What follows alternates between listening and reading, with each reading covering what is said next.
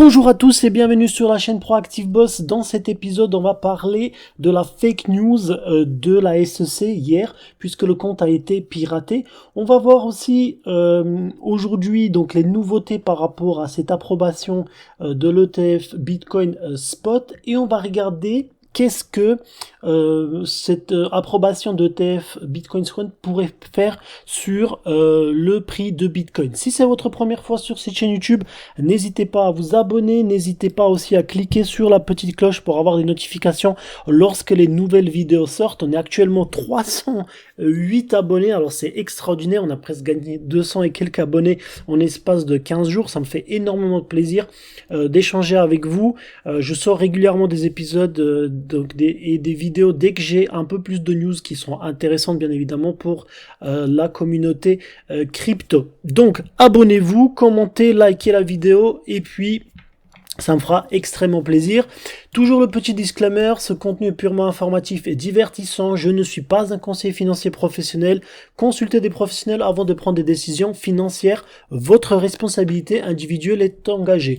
Alors, donc concernant le prix du Bitcoin, ce qui s'est passé, c'est que hier, on était à presque 48 000 dollars. Et puis du coup, cette annonce de fake news a complètement chamboulé l'espace crypto, et donc du coup on a une chute de prix qui était hyper importante jusqu'à atteindre aujourd'hui 44 730 dollars, donc un prix qui fait peur. Bien évidemment, depuis, en fait, le marché cherche à reprendre, mais on va voir finalement que aujourd'hui, alors il y a un petit article sur Capcoin Market, vous pouvez le voir tout de suite, c'est un trade, et en fait on dit que les ETF Bitcoin vont être acceptés aujourd'hui entre 4h et 6h de l'après-midi aux États-Unis, ce qui veut dire qu'on serait à peu près autour des 20h ce soir en France.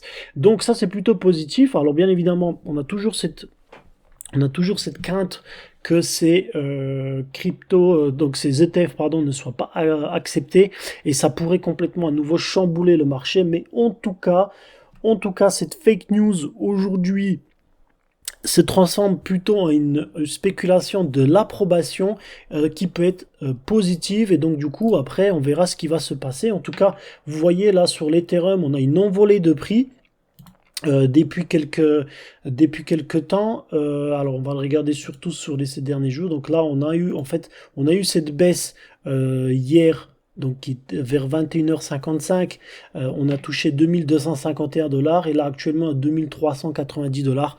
Donc c'est plutôt positif. On verra ce que ça va donner par la suite.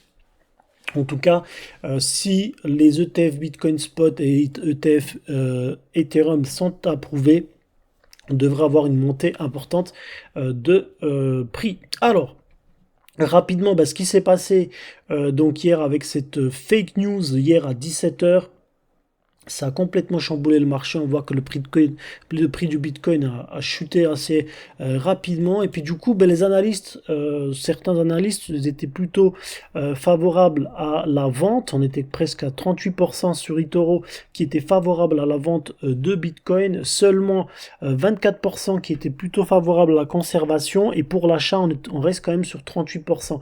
Donc, finalement, beaucoup de personnes ont paniqué par rapport à ça. Cette fake news a chamboulé et a manipulé le marché, et je pense que certains ont bien profité, malheureusement, pour des personnes qui sont honnêtes et qui ne cherchent pas forcément à manipuler le marché. Et certains ont utilisé cette opportunité finalement pour forcément shorter et gagner quelques milliers ou quelques millions peut-être de dollars. En tout cas, si cette approbation est faite, donc on le voit ici, si cette approbation est faite aujourd'hui, on devrait avoir quelque chose d'intéressant concernant le prix. Alors, c'est vrai que c'est une tête que j'aime pas forcément, mais voilà. En tout cas, si c'est approuvé, c'est plutôt positif pour nous.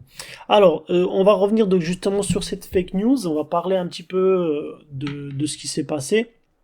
Et puis pour le dernier article, on va surtout parler du potentiel de prix concernant cette approbation de TF Bitcoin Spot. Quand la fake news de la SEC fait chuter le BTC à 45 000 dollars. Une histoire rocambolesque. La soirée d'hier a été mouvementée après des événements qui n'avaient pas été prévus par les opérateurs. En effet, la SEC a indiqué sur son compte X que tous les ETF Bitcoin au comptant avaient été validés. Ensuite, le président de la SEC est venu refroidir l'ambiance en annonçant que le compte X de la SEC avait été piraté et qu'il n'y avait toujours aucune validation. Le cours du Bitcoin, qui oscillait autour des 47 000 $, a touché les 48 000 $ après l'annonce, puis il a chuté de près de 7% avant de se stabiliser autour des 46 000 $. Voici le bulletin du jour. Le cours du Bitcoin chute de 2% en 24 heures. Une réponse finale de la SEC devrait tomber ce soir et le marché en a profité pour chuter sous les 45 000 $ avant de se reprendre. De fait, le cours du Bitcoin chute de 2% en 24 heures. Donc là, on voit finalement cette performance de Bitcoin. C'est marqué aussi qu'en une semaine, le Bitcoin affiche une hausse de 1,5%. Désormais, le BTC est en hausse de 10% en un mois. Il est intéressant de noter que Ethereum a retrouvé des couleurs. En effet, la paire BTC-ETH chute de 5% en 24 heures. La validation des ETF marquera-t-elle une rotation des capitaux vers l'Ethereum et les altcoins? Le cours de Bitcoin est de moins en moins corrélé au marché US. En 2022, le cours de Bitcoin a été extrêmement corrélé au marché US. Depuis le début de l'année 2023, la tendance est en train de changer. Et donc là, on le voit sur le graphique. Comme on peut le voir sur le graphique, la corrélation entre Nasdaq et le Bitcoin est en chute libre depuis le début de l'année 2023. Une des corrélations qui pourrait être expliquée en partie par les spéculations autour des ETF Bitcoin en comptant. Les acteurs institutionnels s'intéressent de plus en plus au roi des crypto-monnaies et la décorrélation entre les deux actifs pourrait continuer. Le BTC a été parfois jugé comme un Nasdaq, un effet levier, et les opérateurs nous pourraient désormais miser sur cet actif décentralisé dans une optique de diversification de portefeuille. Petit à petit, le BTC est en train de se faire une place dans le paysage de la finance. Alors le BTC s'est déjà fait une place dans la finance, c'est juste que certains acteurs ne voulaient pas l'accepter. Mais en même temps, je les comprends pourquoi, puisque finalement, lorsque vous avez une manipulation de marché de ce qui s'est passé hier, c'est tout à fait normal que les traditionalistes de la finance ne souhaitent pas forcément voir Bitcoin rentrer sur les marchés traditionnels. Le cours de Bitcoin étant aussi en 4 heures, malgré cet événement qui est venu retarder l'échéance, on l'espère, le cours du Bitcoin est aussi en 4 heures. En effet, le BTC continue à afficher une dynamique avec des creux et des sommets ascendants. Et donc là, on le voit, deux scénarios possibles, soit une montée, soit une descente. L'objectif des acheteurs est de reprendre le niveau à 46 500 $ autant que support afin de revenir au niveau de la résistance des 47 700 $. Une vraie approbation de la SEC pourrait engendrer la volatilité haussière et le cours pourrait en profiter pour revenir à la hauteur des 50 000 $. En parallèle, le RSI marque une potentielle divergence et elle sera validée en cas de clôture en dessous de 39 000 $. Au-dessous de 39. Donc s'il y a une clôture au-dessous de 39, donc on parle de l'indice, on ne parle pas de prix, donc on aura forcément une potentielle divergence. Concernant les ETF Bitcoin au comptant, la SEC devrait donner sa décision en fin de journée. Quoi qu'il arrive, devrait y avoir de la volatilité sur le marché des crypto-monnaies. En cas de validation, le cours pourrait en profiter pour se développer au-dessus du dernier plus haut marqué autour des 48 000 $. Cependant, un scénario buy the rumor, sell the news n'est pas à écarter. Jim Cramer, lui, pense que le Bitcoin est déjà à son plus haut. Ok. Très bien, ça c'est donc le premier. Le deuxième, jour J-1 pour l'inflation américaine, jour J pour la décision de la SEC sur les ETF Bitcoin après une incroyable fake news. La bourse de Paris devrait céder du terrain à la veille de la publication des chiffres de l'inflation américaine. Le compte X du gendarme de la bourse des États-Unis se fait pirater à quelques heures de son verdict sur la création d'un premier fonds indiciel en Bitcoin. Alors ça c'est vraiment le truc le plus vicieux, on va dire ça comme ça, puisque le gendarme se fait pirater. C'est pas terrible hein, comme news. Mais bon, c'est pas grave, ça peut arriver même au meilleur. Ou je pense aussi, c'est qu'il voulait pas forcément se faire suiter les informations pour ne pas avoir de l'avance. Mais maintenant, voilà, il y en aura forcément une enquête et on verra ce qu'elle se dit. Les investisseurs continuent à réévaluer les chances qu'une baisse des taux d'intérêt de la Réserve fédérale intervienne à court terme, à très court terme même, puisque le marché continue à tabler sur l'horizon du mois de mars. La probabilité d'un tel timing va néanmoins décrescendo depuis le début de l'année. Elle est actuellement de 65% environ, un chiffre qui pourrait évoluer encore dès demain avec la publication de l'indice des prix de la consommation aux États-Unis pour le mois de décembre. Avec les prix à la production programmés le lendemain, il pourrait faire office d'arbitre entre les anticipations hawkish et dovish des investisseurs. Donc, décembre a été marqué par un optimisme débridé concernant l'assouplissement monétaire de la Fed, mais lorsqu'on observe la résistance des données économiques récentes, on peut s'interroger sur le bien fondé d'un tel état d'esprit. L'inflation jeudi devrait ajouter une nouvelle pièce au puzzle, bien qu'il soit peu probable qu'il soit concluant à moins d'un grand écart entre la réalité et le consensus, a commenté Michael Hewson chez CMC Markets. Plongées dans le flou, les bourses européennes évoluent sans réelle motivation depuis des jours, une tendance amenée à se répéter ce mercredi. Ces contrats futurs CAC perdent environ 0,3% à une demi-heure de l'ouverture, peu inspiré par ce qui se passe au Japon. L'indice Nikkei, en dépassant pour la première fois le seuil des 34 000 points, s'inscrit un pic depuis mars 1990, tiré par les valeurs exportatrices qui bénéficient d'un yen faible. Et ensuite, justement, cette deuxième partie, l'arroseur arrosé. Le marché des crypto-monnaies a valsé mardi après la publication sur le compte X officiel du gendarme de la bourse des États-Unis, la SEC, d'un message annonçant l'approbation des tout premiers ETF dont Bitcoin, gros fake. Tout est faux. L'autorité américaine de régulation des marchés s'est fait pirater son compte et sont pressés d'avertir qu'aucune décision n'avait été prise sur ce dossier qui fait l'objet de beaucoup de spéculations depuis des mois. Cette affaire est extrêmement embarrassante pour la SEC qui, dans un tweet datant d'octobre, avait déclaré que les acteurs du marché devaient se méfier de toute annonce qui ne provenait pas d'une source réglementée. Oups, a réagi Michael Hawson. Et en même temps, voilà, c'est ça. Faites-nous confiance, et puis au final, vous finalement, vous vous retrouvez dans une situation où on ne sait pas encore. Bref, en tout cas, malheureusement, je suis désolé, je rigole un petit peu, mais malheureusement, ça fait peur et voilà, pour ceux qui continuent à investir et qui ont perdu 2-3%, alors j'espère que vous n'êtes pas sortis du marché pour ne pas vous faire avoir, mais en tout cas, voilà, j'espère que ça va remonter et au moins vous aurez fait un break-even sur vos investissements. Une douzaine de sociétés de gestion demandaient l'autorisation de mettre sur le marché des ETF Bitcoin Spot, soit ceux directement propriété des actifs numériques. La SEC a jusqu'à ce mercredi 10 janvier pour donner son aval ou opposer son veto sur le fonds VARC 21 Shares Bitcoin ETF, mais pourrait profiter de ces dates butoirs pour s'exprimer sur tous les autres, comme celui du géant de la gestion d'actifs BlackRock. Alors, comme je vous ai dit tout à l'heure, si on se base sur ce trade, ici, en fait, ça devrait être accepté aujourd'hui entre 4 et 6 heures de l'après-midi aux États-Unis. Certains sont plutôt optimistes, d'autres plutôt pessimistes. En tout cas, je pense que il va falloir attendre sur les dernières minutes. En fait, on voit que c'est assez indécis.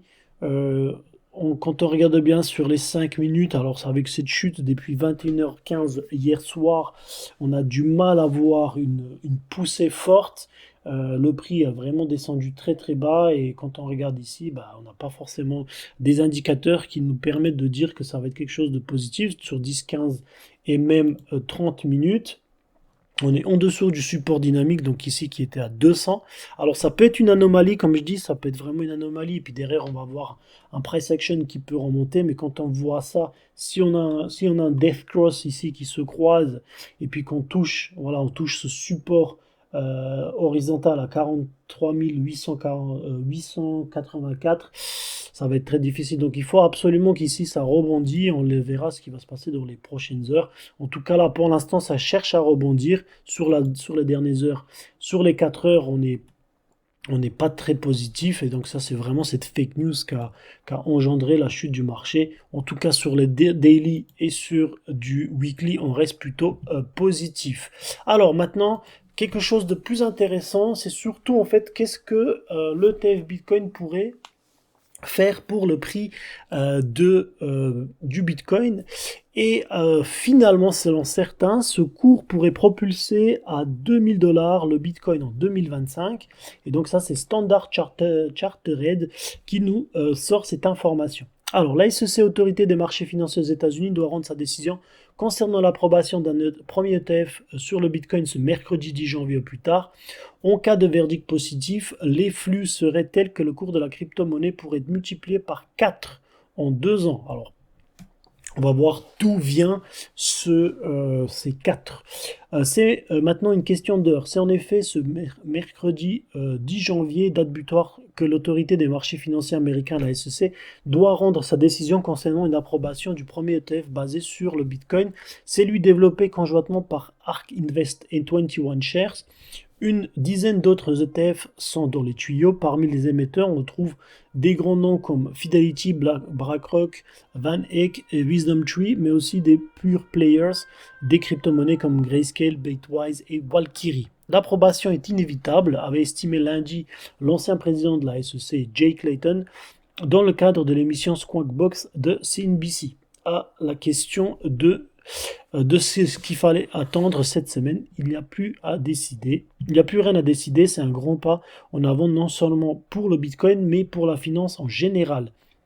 Rien n'est encore fait, d'autant que les opérateurs estiment que la SEC rende dans le cas positif un accord plus global à plusieurs émetteurs en vue de ne pas distendre la concurrence entre les différents candidats à des émissions.